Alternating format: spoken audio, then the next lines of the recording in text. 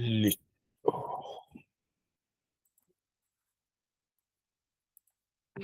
Y tenemos. La semana pasada estuvimos viendo lo que era la Primera Guerra Mundial. Ya. Eh,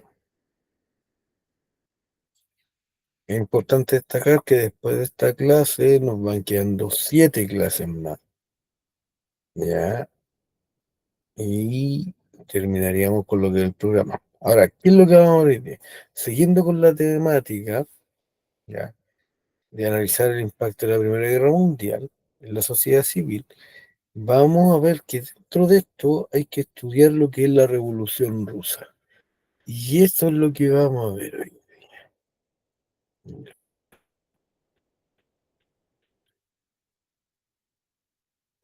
Señorita Vázquez, ¿usted sabe lo que fue la Unión Soviética? No, ¿No? ¿No le no, suena? no,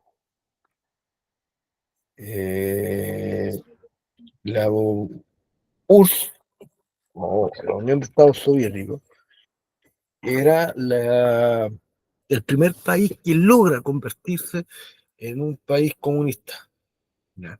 Y esto es lo que vamos a estudiar hoy día, la formación de este primer país comunista, ¿ya? Que va a ser un país súper importante en toda la historia del siglo XX. ¿Por qué? Porque más adelante va a competir incluso contra Estados Unidos en lo que se denomina Guerra Fría. ¿Ya? Entonces, eso es lo que vamos a ver hoy día. Y tenemos, ¿qué es la Revolución Rusa?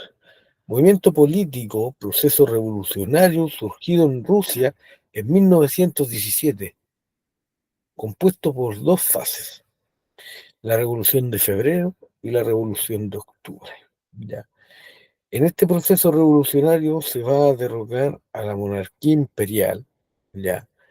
Del zar Nicolás II, y se va a instaurar el primer gobierno comunista socialista, culminando con la conformación de la Unión Soviética. Y esto es importante, ¿por qué? Porque a pesar de que en algunos países ya se estaban instaurando repúblicas constitucionalistas, por decirlo de alguna manera, Rusia estaba muy atrasada en lo que era política, aún reinaba lo que eran los zares, que eran una especie de reyes, un absolutismo tremendo. ¿Ya? Y el zar que estaba en esta época era Nicolás II. Zar viene de la palabra César, y César fue un emperador romano. ¿Ya?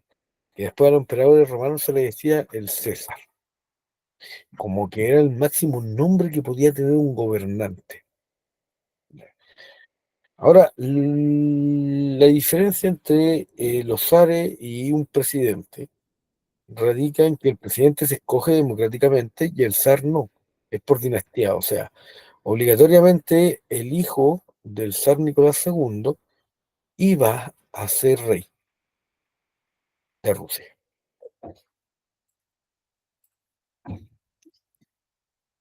Ahora, en lo económico, tenemos que a principios del siglo XX, Rusia era un país preindustrial, o sea, dentro de lo que eran los países europeos importantes, como Alemania, los Países Bajos, Bélgica, Italia, Francia e Inglaterra, Rusia era el país más retrasado que había en la industria.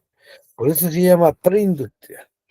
No estaba yendo de la mano con lo que era la tecnología de la época. ¿Ya?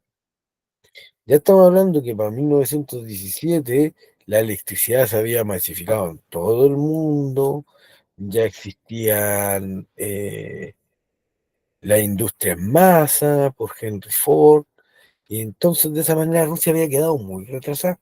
También predominaba el sector agrícola.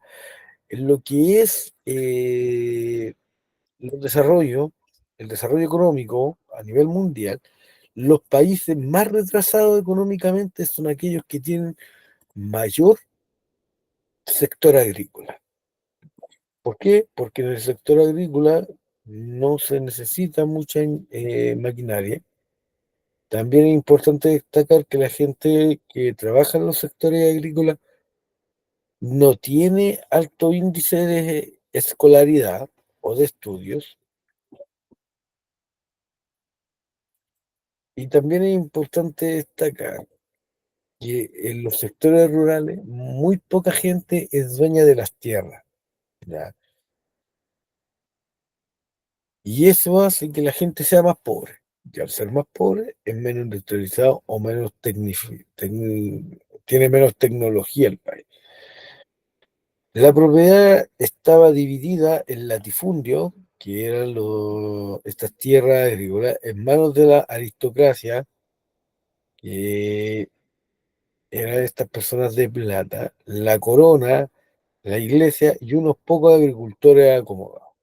O sea, estamos hablando que la aristocracia eran los nobles, ya los que eran cercanos a las familias cercanas al rey, familiares como primos, tíos, y algunas personas que eran nombrados nobleza por parte de los reyes.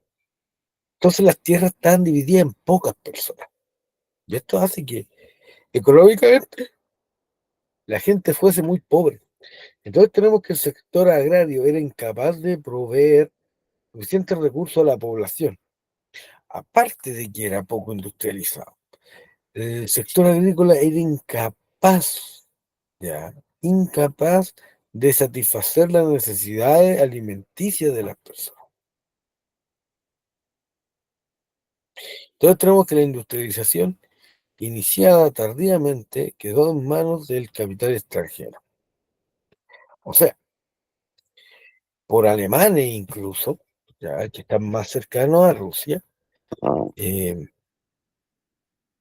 eran los que promovían la industrialización dentro de Rusia. Ya. En lo social, Rusia conformaba un vasto imperio de más de 22 millones de kilómetros cuadrados, con múltiples etnias y diferentes lenguas y religiones. Tan extenso ya Rusia, que, bueno, tenemos que ver que es el país más grande del mundo, que abarca desde el Atlántico, bueno, el Mar del Norte, hasta el Pacífico. De esta manera, ¿con qué nos vamos a encontrar? Con que su población sobrepasaba los 120 millones de habitantes, ¿ya? De los cuales 100 millones eran campesinos. O sea, estamos hablando que prácticamente el 80% de la población de Rusia era campesino,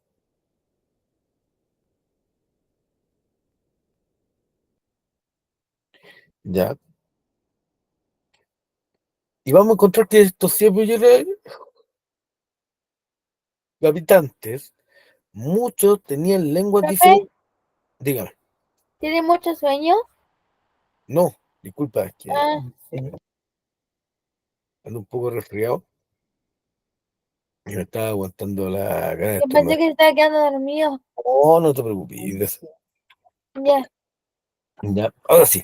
Mira, ponme atención. Entonces, estos 100 millones de habitantes nos vamos a encontrar con el hecho, ya, de que muchos tenían lenguas diferentes. Entonces, era muy difícil que se organizaran para poder industrializarse, ¿ya? Eran de etnias diferentes. ¿Sabes lo que es una etnia? ¿una qué? Etnia. No, ¿No sabes lo que es una etnia? no. Mira, una etnia, por darte un ejemplo, es una raza de personas, ¿ya? Que se diferencia según color de piel, estatura, color de ojo y formas de vida. Por ejemplo, los mapuches, ¿ya? Los mapuches y los incas, ya los mapuches son indígenas chilenos, los incas eran peruanos, son totalmente diferentes en la forma de los ojos, en los colores de piel, en la No, que altura. lo es mexicano. Los incas no, esos son los aztecas, los mexicanos. ala, Ya. E incluso los incas y los aztecas son totalmente diferentes en la lengua, en la forma de vestir, en el cuerpo, ¿me entiendes, no? Entonces estamos hablando que en sí, Rusia, dentro de estos 100 millones de personas, prácticamente había mucha gente diferente. ¿Ya?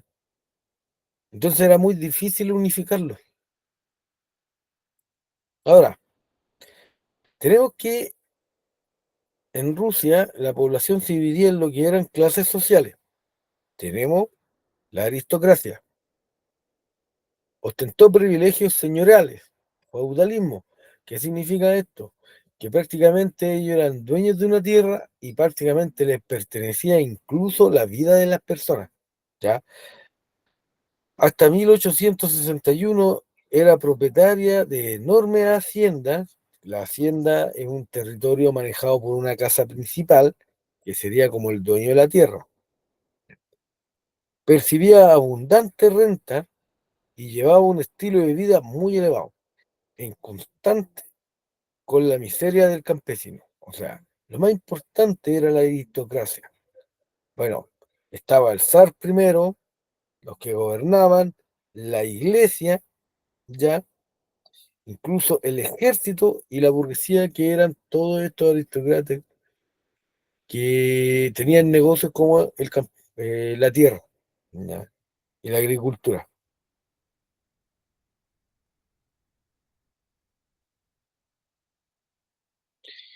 Entonces, de esta manera, vamos a ver que este feudalismo, ¿ya?, que dura hasta 1861, aunque después los zares se deshacen de esto, pero la estructura social no cambia. El rico sigue siendo poderoso y el pobre, que era su gran mayoría, sigue siendo muy pobre. Ahora, vamos a tener por otra parte lo que era la burguesía, que era numéricamente escasa, ya, tenía poco peso social y político. O sea, eran los que hacían que el país se industrializara, tenían los negocios, eran dueños de los negocios, pero ellos no tenían poder político, ya, ni social, no mandaban, simplemente eran los que manejaban los negocios del país. Por otra parte, el proletariado era reducido, pero poseía una elevada conciencia de clase y alta politización. Algunos eran socialistas, otros marxistas o comunistas y otros anarquistas que pensaban que no debería existir un gobierno. Esto es importante porque el proletariado, ¿quién es? El que trabaja en la industria, el que trabaja en el negocio para el burgués. Ya. Ahora, la clase media era casi inexistente. La integraban profesionales, comerciantes pequeños, campesinos acomodados que podían ser dueños de sus propias tierras, no sujetos a la servidumbre o propietarios de grandes tierras. ¿Ya? Ahora, pero dentro de lo social, ¿quién eran la mayoría? Los campesinos. Ellos eran el fuerte de la población y eran los que más sufrían. Ahora, en lo político se mantenía un estado totalitario, el imperio, ¿ya? ¿Y quién gobernaba? El zar. El poder era tentado por una monarquía absoluta y teocrática. ¿Qué significa teocrático? Que se regía por Dios, ¿ya? Estaban los ortodoxos, que se llaman, que se desligan de lo que fue la Iglesia Católica Apostólica Romana. También creen en lo mismo prácticamente que los católicos, pero con tradiciones rusas. Ahora, vamos a ver que el poder, y bueno, que pertenecía a la dinastía de los Romanov, el zar Nicolás II.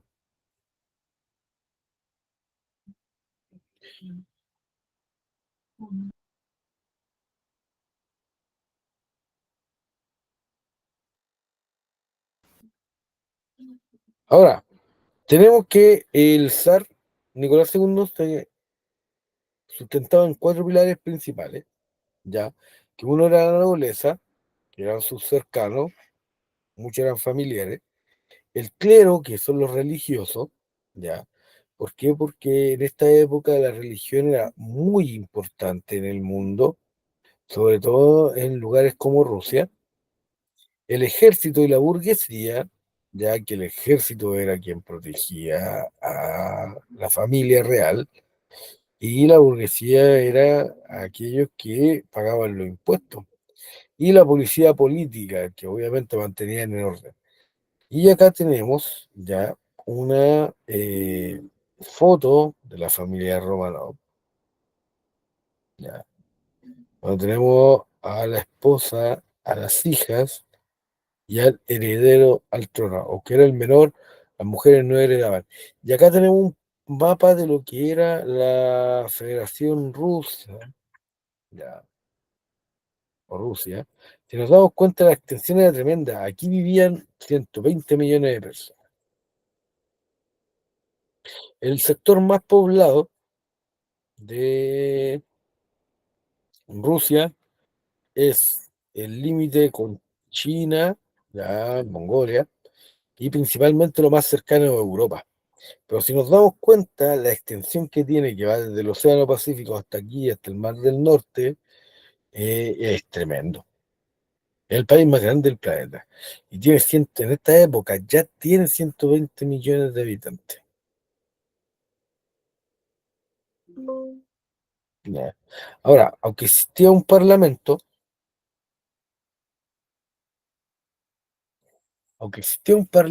en Rusia, ¿ya? Que se llamaba la Duma, su poder estaba a la merced del zar.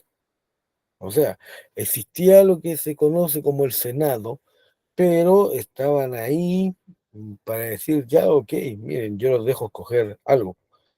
Pero la verdad, no tenían un peso político importante.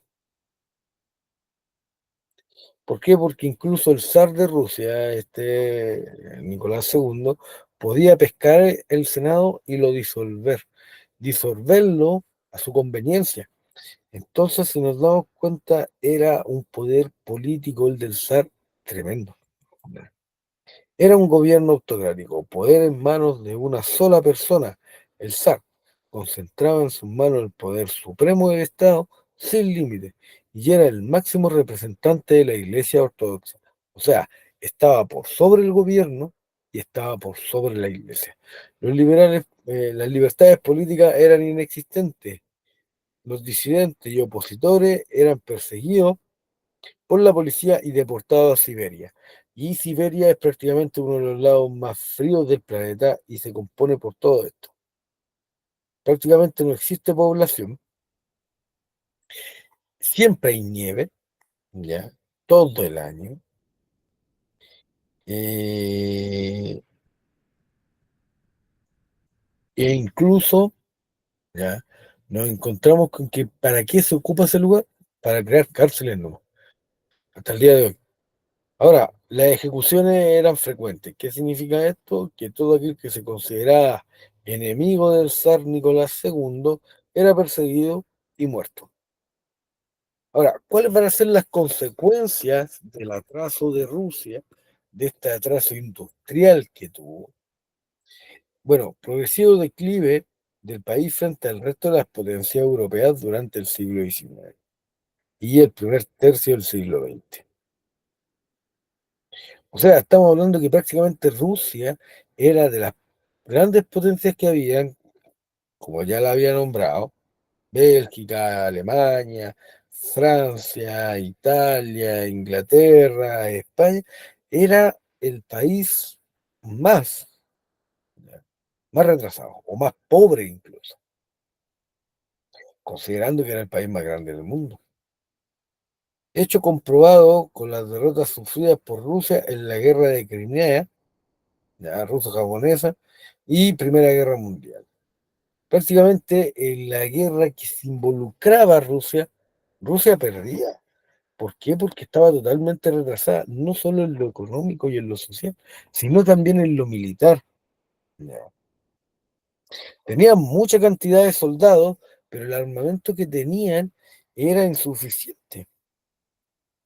Entonces tenemos que la inestabilidad interna expresada en rebeliones campesinas, terrorismo, que fueron duramente reprimidas. O sea, la gente se daba cuenta que estaban sumergidos en un nivel de retraso y de pobreza tremendo, por lo cual ya empezaban a generar rebeliones,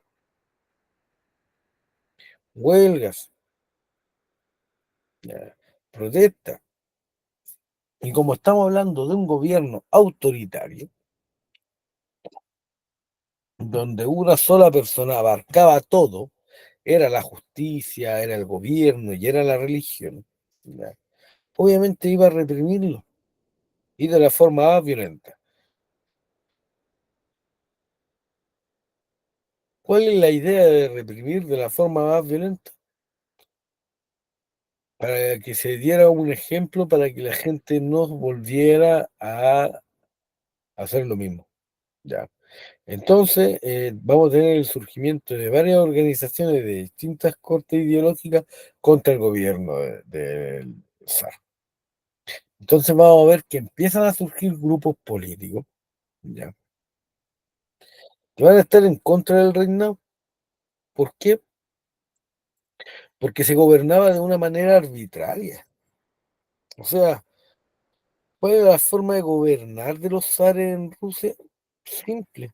O sea, aquí lo único que importa es que el zar reciba los impuestos y que la gente los paga. ¿Cómo? Da igual.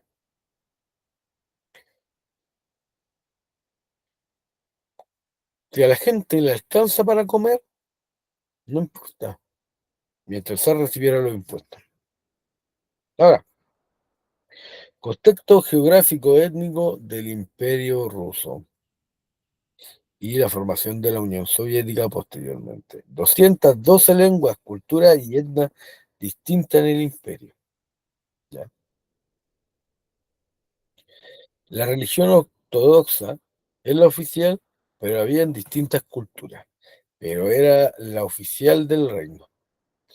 La política, rusificación, ¿ya? Quería definir el ruso por los medios de comunicación.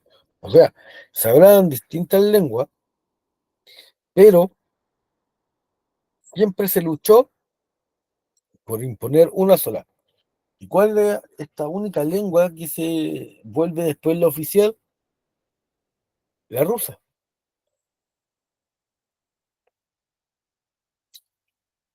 Ahora, posteriormente, cuando se logra unificar la Unión Soviética, vamos a ver que van a crear este símbolo, ¿ya? El martillo y la hoz.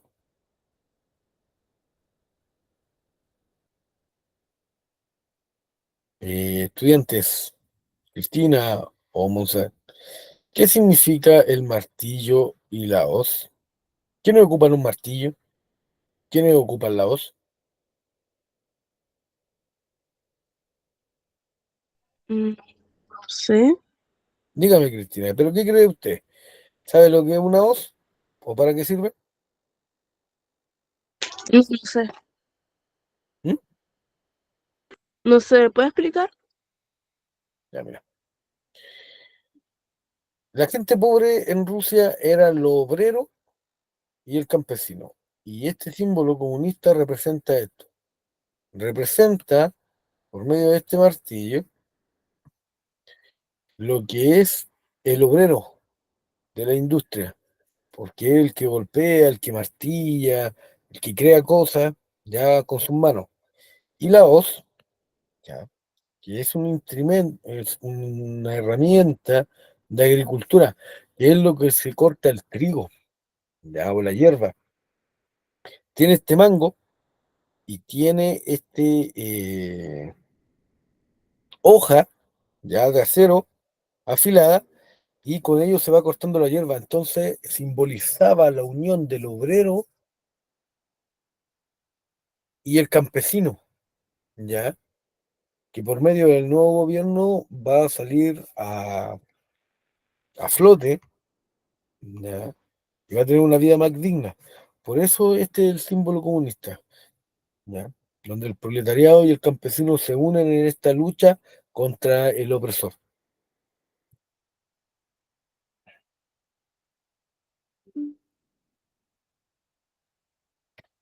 Ahora,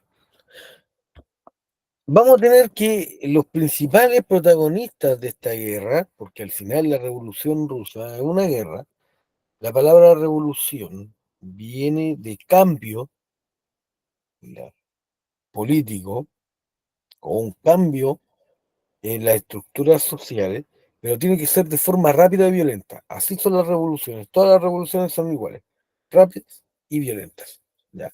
Y esta no va a ser la excepción. Y ahora, ¿qué vamos a tener? Vamos a tener, siempre van a haber actores principales. En todo hecho histórico van a haber, ¿ya?, actores que van a sobresalir por el resto de las personas. Ejemplo, ya, que aunque no tenga nada que ver con lo que... Espérame un segundo.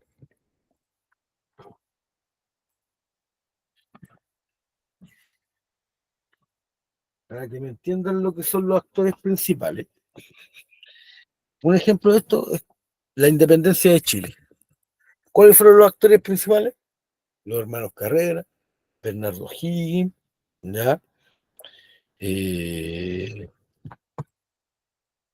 Manuel Rodríguez.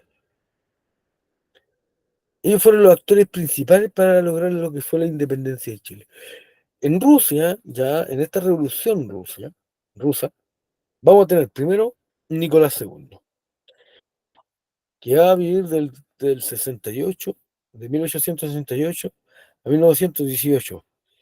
Inicio política imperialista en Asia y en los Balcanes. ¿Ya? Iniciada la revolución, regresó a San Petersburgo a abdicar la corona. O sea, cuando empieza lo que es toda la revolución, trata de abdicar, aunque no logra hacerlo porque lo matan. Ahora tenemos a Trotsky, del 79 al 40, defendía que la revolución triunfaría a medida de que más rápida se hagan comunistas el resto de los países del exterior. O sea, ¿cuál es la mirada de Trotsky? Trotsky pensaba que cuando empezase la revolución en Rusia, esta tendría que expandirse para que esta revolución eh, triunfase. No servía de nada que solamente se quedara en Rusia, sino que tenía que expandirse a todo el mundo, o si no, iba a terminar en un fracaso. Vamos a tener finalmente se exilió en México cuando Stalin llega al poder. Vamos a tener a Kerensky, ya, se curtió políticamente en la Duma. Su papel decisivo llegó en la Revolución de Octubre. Con la toma del poder de los bolcheviques, tuvo que exiliarse. O sea, a pesar de que fue un actor principal, cuando se logra armar lo que es la Unión Soviética, tiene que arrancar porque vamos a ver más adelante cómo toda esta revolución, cuando se consigue sacar a los zares, se termina dividiendo y va a haber una guerra interna entre los comunistas. Vamos a tener a Stalin, ya, distinta mentalidad de Trotsky, que era ideas más cerradas, ya. Defendía el socialismo en un solo país. ¿En qué país? En Rusia. Y quería contagiar la revolución en Rusia antes de exportarla. O sea, ¿qué es lo que pretendía Stalin? Consolidar. Para Stalin lo que se tenía que hacer era consolidar esta revolución dentro del país y recién ahí sacarla a la luz o tratar de exportarla a otros países. Y por último vamos a tener a Lenin, que vivió entre 1870, ya, y 1924. Consagró su vida a la revolución y al triunfo del socialismo en Rusia. En 1917 volvió para tomar la toma del poder de los bolcheviques. Vamos a ver cómo Lenin va a ser el principal gestor de lo que va a ser la revolución rusa. Ahora, vamos a tener los partidos políticos opuestos al zarismo. ¿Ya? Primero, el Partido Constitucional Demócrata. Sus militares, ¿ya?, pertenecían a las minorías burguesas urbanas. O sea, estos burgueses que eran los que pagaban los impuestos para mantener a la realeza, hicieron su partido político tratando de ver la forma, ¿ya?, en la cual pudieran obtener privilegios. Nunca lograron nada, porque obviamente cuando una persona concentra todo el poder y no hay nada que se le oponga, no va a querer soltar ese poder. Ahora vamos a tener el Partido Obrero Socialdemócrata Ruso, representaba a los obreros industriales y a los sectores intelectuales. En 1903 se produjo una escisión en dos corrientes, o sea, se dividió.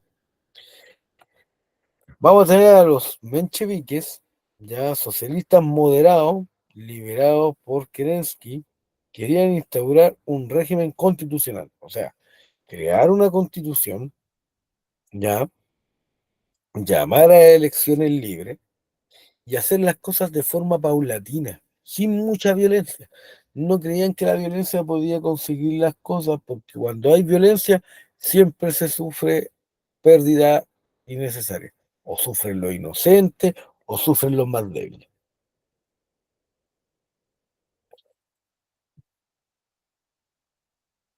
Por otra parte, vamos a llegar a ver a los bolcheviques, sectores radicales. Planteaban aplicar la idea revolucionaria. Su líder era Lenin y estaban en contra de los mencheviques. ¿Por qué? Porque los bolcheviques creían que la revolución tenía que ser rápida y violenta. De una, acabar con la realeza, matarlos a todos y tomar el poder. Y como ya había un líder que era Lenin, este líder tenía que llegar al poder también. No creían en estas elecciones libres. Ahora, vamos a tener la revolución de 1905, ¿ya?, que va a ser la primera revolución o intento de revolución. Vamos a tener que la crisis económica y el malestar social, la derrota militar frente a Japón, va a ser una de las causas. El desarrollo, manifestaciones y huelgas en todo el país. El Domingo Sangriento, que va a ser una de las grandes represiones que va a tener Rusia contra todos estos huelguistas. Vamos a tener la sublevación del acorazado Potemkin. Un acorazado es un barco militar importante. Ahora, vamos a ver que los militares van a empezar a reaccionar, pero en contra del zar. O sea, es importante esta sublevación, porque vamos a ver que un grupo de militares se va a ir en contra de la realeza. Ahora, los sectores sociales que participaron en la revolución: obreros industriales de las ciudades, estudiantes, soldados y oficiales de la Marina, ¿ya? Creación de soviets. ¿Quién eran los soviets? Era un grupo de militares. Bueno, se les llamaba militares porque eran personas a las cuales se les daba un arma. ¿Para qué? Para que salieran en defensa de los huelguistas. O sea, había gente que salía a protestar con letreros, con canciones, marchaban por las calles de la ciudad, y estaban los soviets, que era un grupo de personas que los defendía para que pudieran protestar libremente. Y los intentaban defender de la represión de los zares. ¿Y cuál va a ser la consecuencia de esto? Bueno, vamos a ver que la consecuencia de esto va a ser, ¿ya?, Manifiesto Imperial de octubre de 1905. Rusia se convierte en un Estado liberal y constitucional en la teoría. ¿Qué significa en la teoría? Que realmente está en el papel, pero no se aplica. Era la participación, era en la práctica el zarismo siguió imperando en el país, por lo que se conoce al periodo comprendido entre 1906 y 1907 como pseudo constitucional. ¿Y qué significa pseudo? Es cuando existen las cosas pero no se aplican. O sea, se crea una constitución, pero el zar no la respeta. Así es como decir, Ah, ya, mira, ¿saben qué? Ya, ok. ¿Quieren eso? Ya, escriban una constitución. Ya, ahí están las leyes, sí, pero no las voy a respetar. ¿Por qué? Porque yo soy el rey, yo soy el emperador, yo soy la máxima autoridad del país. Yo lo que quiero respeto y lo que no, no. Entonces, ¿con qué nos vamos a encontrar? Que va a haber una relación entre los soviets y relación con el partido bolchevique. ¿Qué son los soviets? Consejeros de trabajadores con capacidad de decisión. Ya. Los bolcheviques le dan armas a los soviets para que apoyen la revolución. Entonces esa va a ser la relación. ¿Quiénes le dan la arma a los soviets? Los bolcheviques. ¿Para qué? Para que defiendan a los trabajadores. Entonces se produce esta unión entre los soviets y los bolcheviques y vamos a ver que los mencheviques van a empezar a quedar atrás. ¿Por qué? Porque ya se ve que la revolución violenta consigue eh, resultados. Se creó una constitución, está bien, el zar de Rusia no la respetó, no importa, pero ya por lo menos estaba escrita. Entonces vamos a tener que todo este desapego y desprecio del zar de Rusia va a conllevar a la revolución de 1917. Causa el atraso económico, la autocracia política que no buscaba soluciones hacia los más pobres, ¿ya? La polarización social entre la gente que aún quería el zar, entre los que querían un cambio moderado y entre los que querían un cambio extremo. Vamos a tener la oposición. ¿Ya? Y dentro de estas causas, vamos a tener la entrada de la Primera Guerra Mundial. Rusia ve una oportunidad en la Primera Guerra Mundial, aparte que tenía firmado tratados con Inglaterra y Francia para defenderse ante un ataque alemán, lo cual sucede ya que los alemanes habían atacado junto al Imperio Austrohúngaro, habían atacado a Serbia, que era aliado de Francia e Inglaterra. Entonces, ¿qué es lo que va a pasar? Rusia entra a la Primera Guerra Mundial, ¿ya? Por este tratado que había con Francia e Inglaterra. Ahora,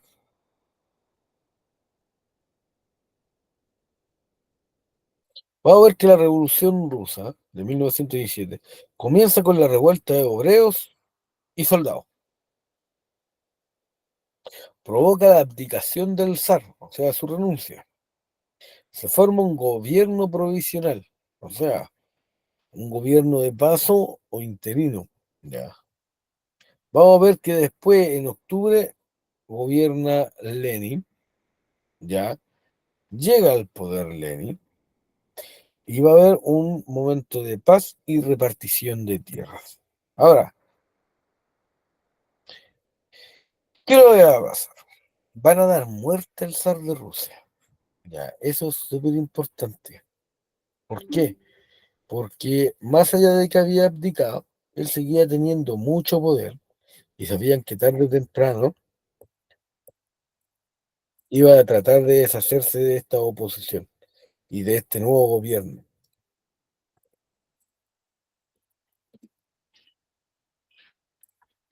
Entonces, ¿qué es lo que va a pasar? El 17 de julio de 1918 se va a matar a la familia real, ¿ya? Se le va a asesinar, o mejor dicho, se le va a fusilar, los mismos soldados imperiales, que también, bueno, lo traicionan porque se unen a la revolución.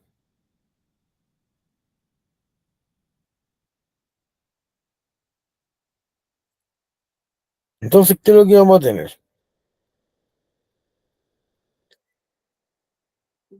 Vamos a tener que en octubre de 1917 los bolcheviques al control de la situación. Ya. La guerra mundial, numerosas muertes y problemas de subsistencia. O sea, ya eran retrasados económicamente, guerra que se metían, perdían, y la Primera Guerra Mundial no estaba haciendo la excepción. O sea, un gasto de dinero que no había tremendo, ¿ya? Entonces, como los bolcheviques habían llegado al poder y ya el zar Nicolás II ya lo habían matado, entonces ellos eran los únicos gobernantes y decidieron abandonar la Primera Guerra Mundial. ¿Para qué?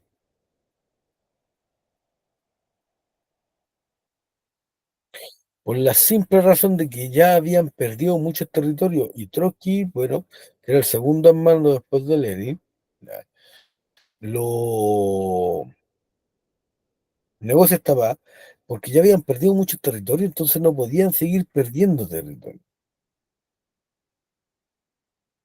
Porque la idea de los soviéticos es la unificación de Rusia. Ahora,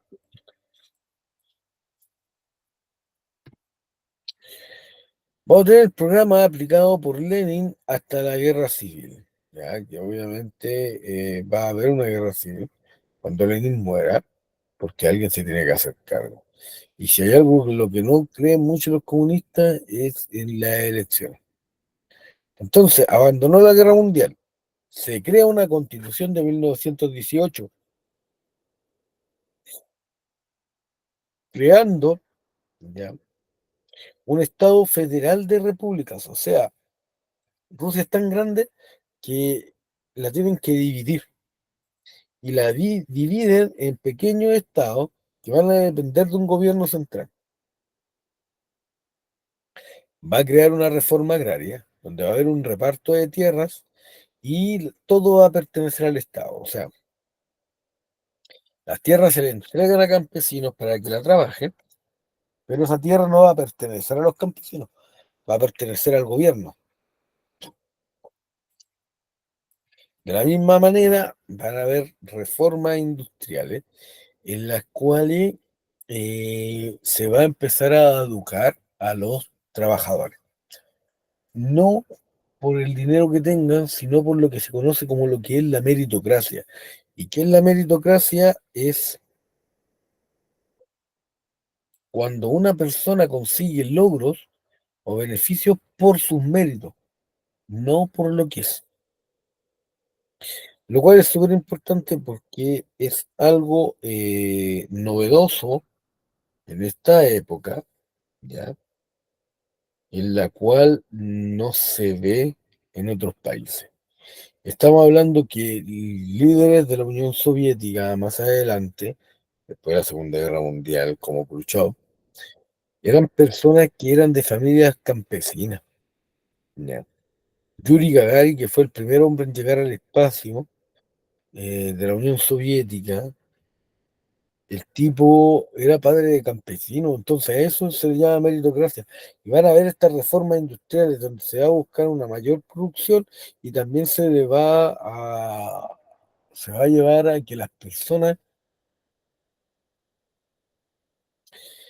obtengan puestos importantes por medio de los méritos que tienen. O sea, si una persona es inteligente, ¿ya? Va a ir a la universidad y va a estudiar, y se va a especializar. ¿Por qué?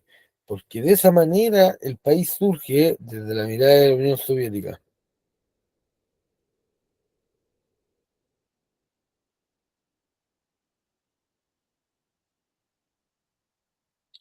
Ahora,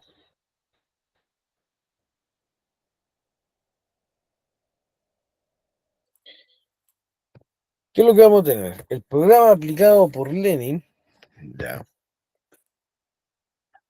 a partir de la guerra civil. O sea, vamos a tener que en 1921, ya, la situación económica crítica obliga a un cambio de rumbo político y económico. Economía bajo la dirección de planificación del Estado, aunque secundada por una iniciativa privada. ¿Ya? Aún no se deshacen de la propiedad privada al 100%. ¿Por qué? Porque necesitaban un poco de capital extranjero. Aparte que se dice que la revolución fue financiada por los alemanes, porque los alemanes esperaban que Rusia se saliera de la guerra y de esa manera poder atacar a Francia e Inglaterra tranquilo. ¿Ya? Y estos alemanes consiguieron financiar después la industria. O sea, entonces obviamente no podían dejarlo sin participación por el momento, porque ojo, más adelante ya, una vez que muere Lenin, se elimina completamente lo que es la propiedad privada. Ahora, vamos a tener el apoyo al campesinado mediante el desarrollo de un mercado integrado en el comunismo. La venta de excedentes crea un incentivo para producir más. O sea, mientras más se produce, más se puede vender y se le daba incluso bonificaciones a aquellos sectores que eran capaces de sembrar más de lo que se había propuesto el Estado.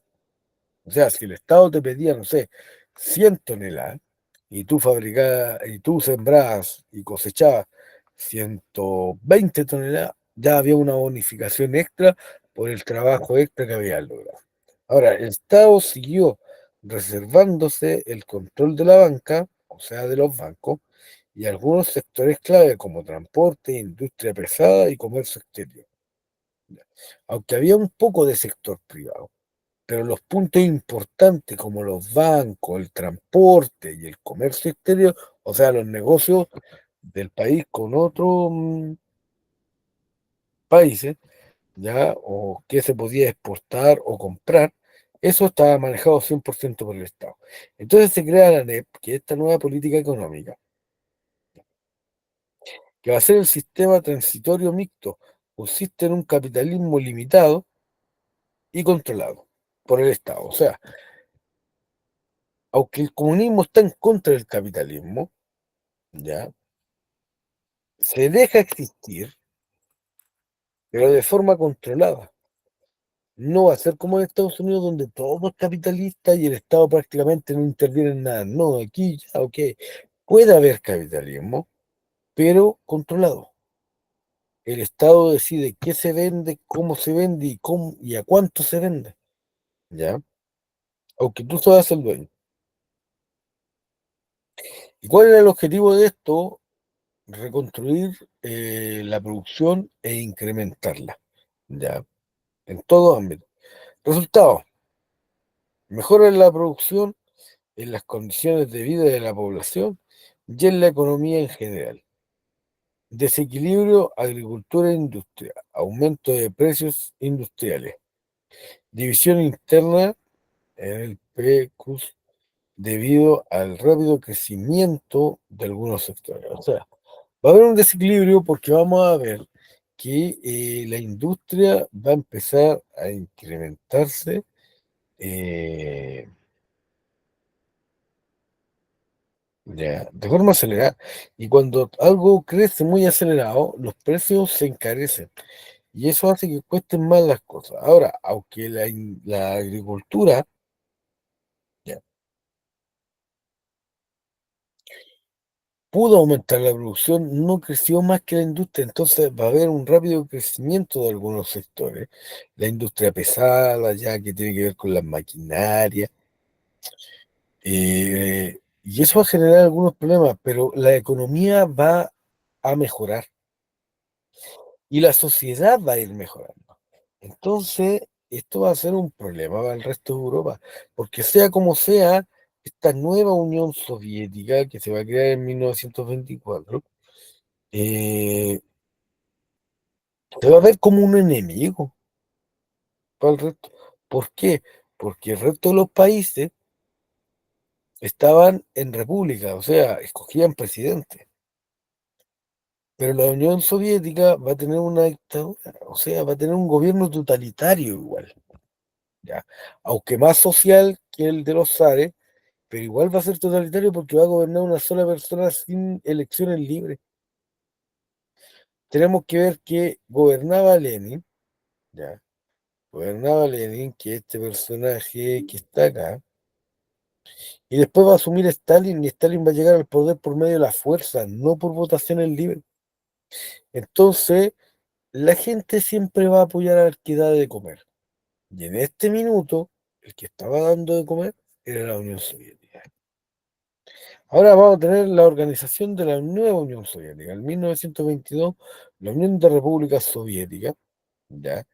Se va a dividir en la República Federal Rusia, en Ucrania, Bielorrusia, ya, y la República Transcaucasiana.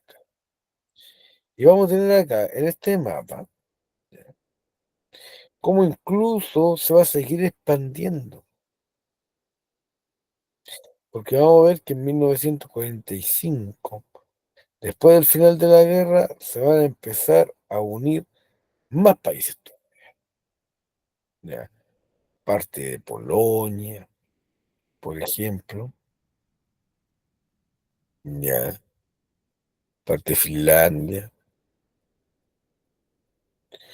Y vamos a ver cómo esta Unión Soviética va a empezar a agarrar mucho poder y mucha fuerza. ¿Ya? ¿Por qué? Porque de convertirse en uno de los países más pobres, ¿ya? Por culpa de la mala administración de los zares, ahora se va a empezar a industrializar y empieza a mejorar la vida de los trabajadores porque ellos ¿qué hacen? Bueno, mejoran los sueldos, mejoran la calidad de vida del trabajador, ya, mejoran su salud, su alimentación.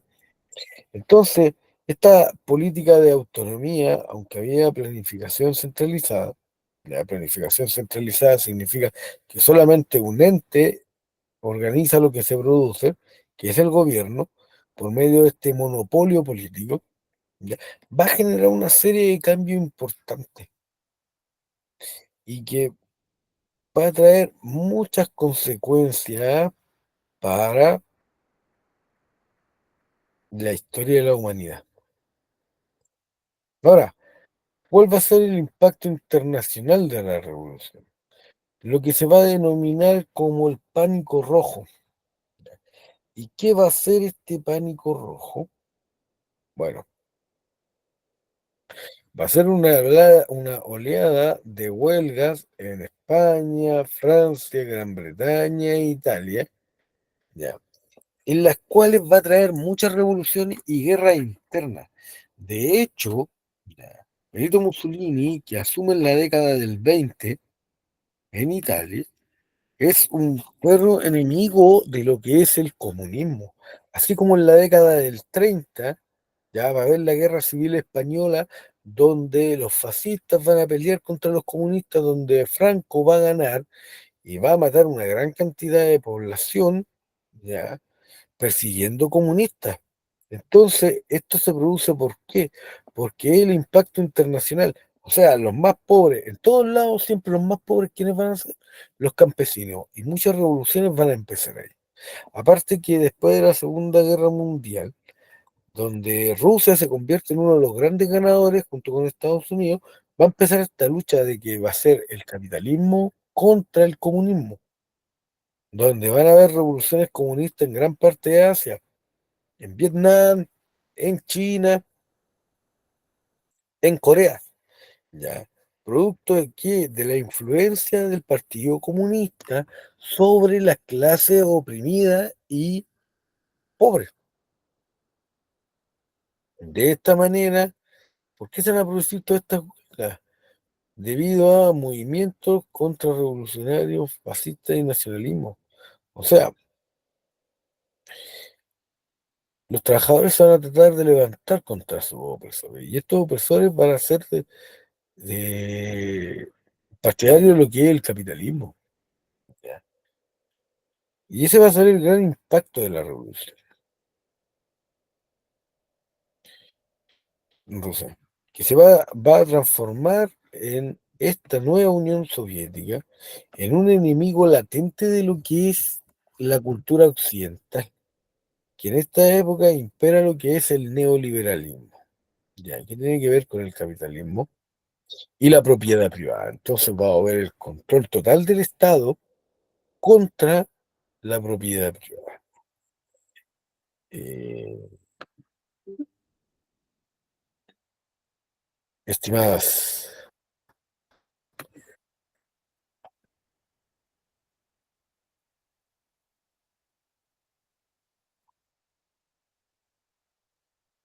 les voy a pegar ya este cuestionario de 4 preguntas.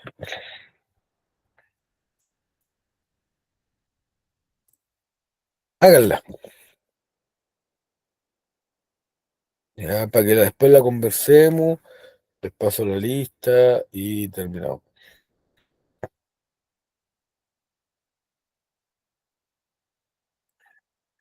Si tienen alguna duda o algo que no hayan entendido, me lo dicen.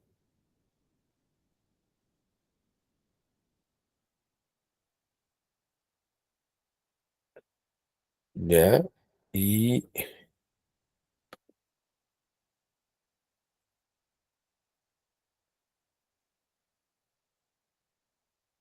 y se lo vuelvo a explicar.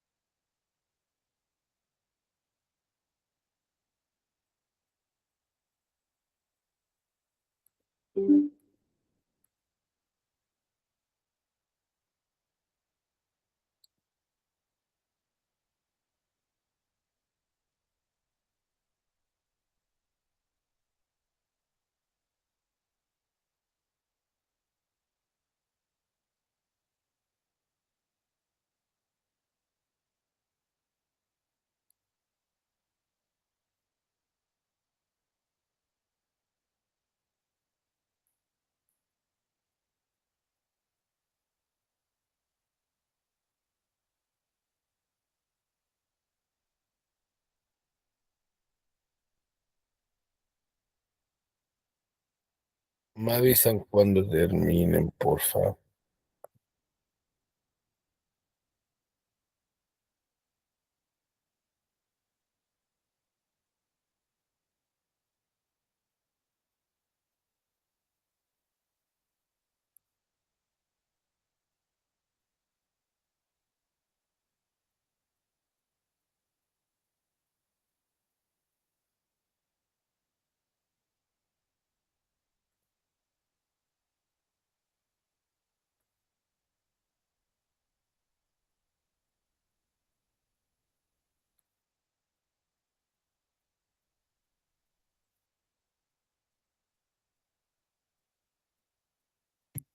Bien, ya tengo una que terminó.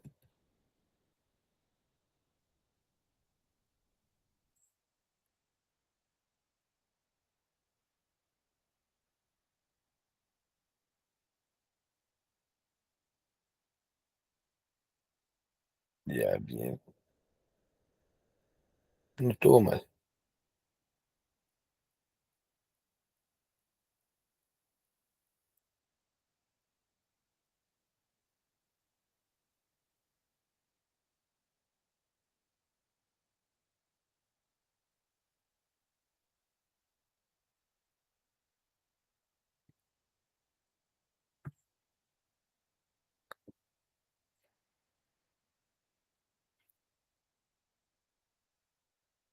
Bien, Martina.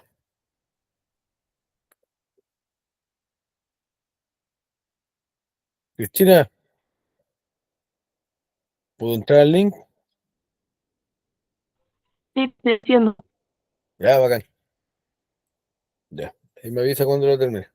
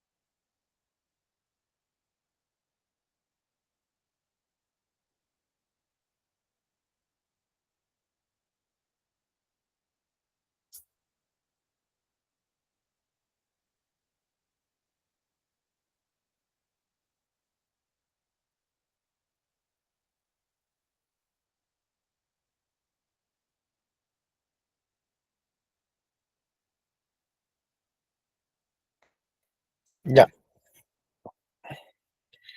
Pero mientras Cristina termina su prueba, igual vamos a echar una revisada ya. Listo. Sí, bacán. Buena. Excelente. Entonces podemos. Una característica de los zares fue, tenían poder limitado. Limitado significa que su poder es poco. Ya. Los zares eran todo lo contrario. Ellos tenían todo el poder. Ya. ¿Daba cuenta de su acto? A nadie. No le daban cuenta a nadie. Tampoco podría hacer eso. Estaba eh, a las órdenes del pueblo, no, de hecho gobernaban para sí mismos. Gobernaban de forma arbitraria y desigual, claro. Yo lo nombré, ellos gobernaban para ellos mismos, ya. Ellos nomás se veían beneficiados en esto. Ahora, el comunismo se basó en las teorías de, bueno, eso no lo alcancé a- a explicar, ya. Pero de Marx y Engels. Marx y Engels se conocen como los padres del comunismo y de hecho escriben un libro que se llama El Capital, donde explican toda la teoría del comunismo. ¿Ya? Es súper importante esto porque el comunismo se basa en Marx, ¿ya? Y ellos explican lo que es la lucha de clases, esta lucha entre el pobre y el rico, donde dicen que toda la historia de la humanidad se basa en eso, en esta lucha de poderes entre el pobre y el que tiene más. ¿Ya? En el contexto previo a la Revolución Rusa de 1917 es posible encontrar una serie de factores o antecedentes que desencadenarán los posteriores movimientos revolucionarios. Así se puede estimar desde un punto de vista socioeconómico que Rusia antes de la revolución se caracterizó por una economía exitosa industrialmente, no. Régimen político zarista autocrático, sí. Organización social desigual y por estamento, también. Una economía atrasada, principalmente agraria, también. Entonces sería la 2, la 3 y la 4. Ahora, la asonada revolucionaria desarrollada en octubre por los bolcheviques, ya, y apoyada por las masas obreras, provocó la rendición del gobierno provisional y la instauración de un nuevo gobierno revolucionario liderado por Lenin, convirtiéndose a Rusia en la Unión Soviética en 1922. En este contexto, en la siguiente alternativa, cual no fue adoptada por este revolucionario. ¿Se implementa el NEP? Sí. La Constitución de la Unión República Socialista Soviética también. Yo hablé de que se había creado ya una constitución y luego esta constitución se transforma en la nueva constitución eh, de la Unión Soviética. Ya. eh, y se crea una constitución obrera que proteja a los trabajadores. ¿Se implementa una economía capitalista? No. Rusia se retira de la Primera Guerra Mundial, sí. Entonces, ¿cuál no fue adoptada? Se implementa una economía capitalista. Esa no, porque de hecho el comunismo va en contra de lo que es el capitalismo, porque el capitalismo habla de las libertades económicas. Ya, viene ahí, Cristina. Bien, oye, Cristina, ¿te puedo hacer una pregunta? Ya, ahí no está mala, está incompleta nomás. Ya, bueno, aquí la que no, los dos se equivocaron, pero no importa. Cristina, ¿te puedo hacer una pregunta?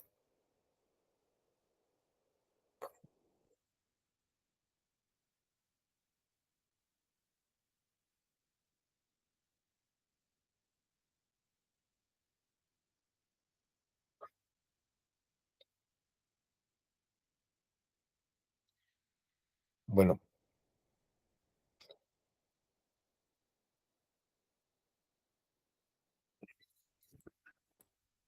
eh, ya está pasada la lista, me despido, espero que estén bien, ya, espero que hayan entendido y les espero la próxima semana.